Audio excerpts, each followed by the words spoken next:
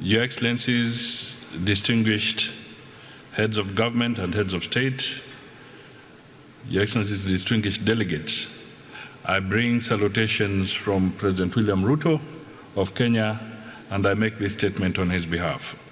I congratulate you, Mr. President, on your election as the President of COP29 and commend the people and government of Azerbaijan for hosting this historic meeting.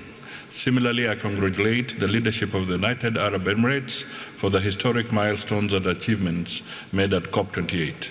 The COP presidency has called on us to act in solidarity for a green world and to drive actions on finance, energy, agriculture, cities, and human development, climate peace and climate peace nexus. I believe these bold areas hold a great promise in consolidating the gains already made as we escalate the fight against climate change, whose impacts are widespread. In Kenya, the impacts of climate change are an everyday reality. Currently, we are experiencing unusually warmer days, yet only 5 months ago, we experienced horrible floods that led to the deaths of 267 and displaced 281,000 people. The floods also destroyed critical infrastructure, including 1,967 schools, 62 health facilities. Besides, the droughts of last year destroyed livelihoods and killed over 2.4 million livestock. This troubling climate story is not confined to Kenya. Africa as a whole is already grappling with the climate-induced annual losses and damages on infrastructure, agriculture, water, tourism, and other climate-sensitive sectors, ranging from 9 to 12% of the continent's GDP. Consequently, this meeting is a demonstration of solidarity and intention to act together to change the tide and rewrite the climate story. I believe a green and resilient world is still within our reach during our lifetime. This finance COP can make it happen by agreeing to scale up the climate finance based on a new collective quantified goal, quantum for not less than $1.3 trillion annually from 2025. This is key to meet the adaptation and loss damage needs of developing countries. The COP should also agree on quantum of not less than $5.8 trillion for the implementation of NDCs by 2030. Further, we must agree to deliver this vital financing both in quality and urgency, as well as with transparency and ease of access.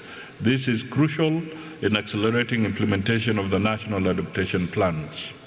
We equally need to agree on a global goal on adaptation as we significantly increase ambition for the NDCs to limit a global temperature rise to 1.5 degrees Celsius above pre-industrial levels. The COP should agree on the investment measures to triple installed renewable energy capacity by 2030.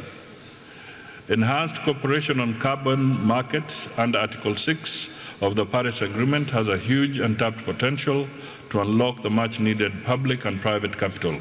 I am aware the current carbon markets are facing price volatility and misallocation of credits, lack of uniform standards, and climate justice. The COP must therefore address these issues and others in a conclusive manner and operationalize Article 6 through renewable bilateral agreements and centralized multilateral marketplace. The loss and damage facility has progressed commendably from Sharm el-Sheikh 2 years ago to Dubai last year. While I acknowledge the milestones so far realized, I urge this gathering to operationalize the loss and damage fund, as well as to fast-track establishment of a mechanism to handle unique needs of vulnerable developing countries. The response measures are critical in mitigating climate change. However, some measures have negative cross-border impacts on trade, food security, livelihoods, competitiveness, and development. Mr. President, Excellencies, ladies and gentlemen, global transformation to a low-carbon economy requires an investment of at least $4 to $6 trillion per year to support climate action. However, most developing countries cannot raise this capital due to high interest rates on loans, escalating costs of climate shocks and transition, and depressed fiscal space. We must reform the multilateral development banks to unlock financing at scale and to create incentives such as debt restructuring and sustainability, including the high cost of capital, borrowing, as well as scale and agility of climate finance. Technology and innovation are key to providing appropriate practical solutions and to enhancing efforts by developing countries to eradicate poverty.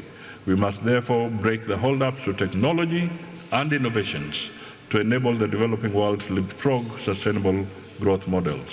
Similarly, we must enhance research and early warning systems to bolster predictive capabilities and avert calamities, as well as transform agricultural and food systems to cut emissions, develop resilience, and create job opportunities, especially for women and youth. Mr. President, to conclude, we need to confront the weak political will and the unsustainable economic interests that put profits over people and the planet, standing on the transition to a global low-carbon economy to achieve a green world.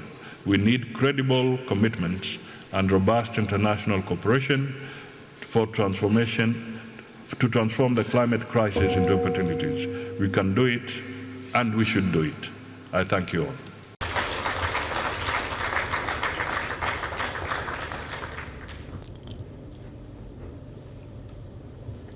Again, Sassou Nguesso.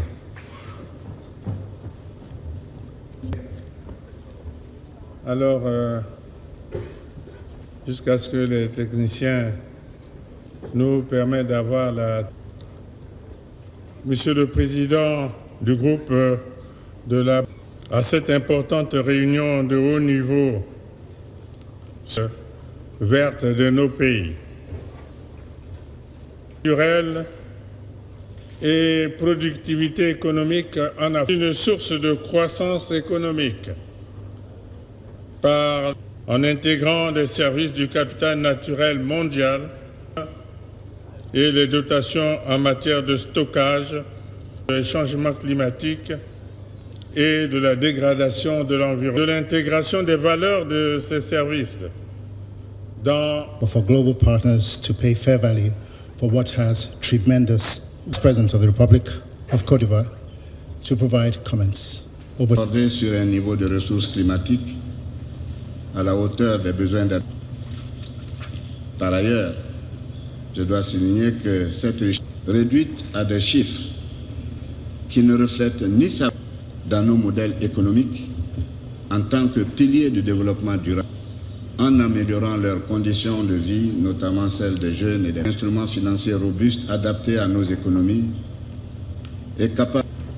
Cette initiative contribue à intégrer notre capital vert dans notre économie. His Excellency President William Samoei Ruto. Your Excellencies, distinguished heads of government and heads of state, Your Excellencies, distinguished delegates. Chairman Sheikh 2 years ago to Dubai last year, while acknowledging the 1% of the continent's GDP. Consequently, this meeting is a demonstration space. We must reform the multilateral development banks. Mr. President, Excellencies, ladies and gentlemen, however, most developing countries cannot raise this capital due to break the hold-ups to technology and innovations to enable the developing world's ambition for the NDCs to limit a global temperature-rise to 1.5 and food systems, to cut emissions, develop resilience and create global commitments and robust international cooperation.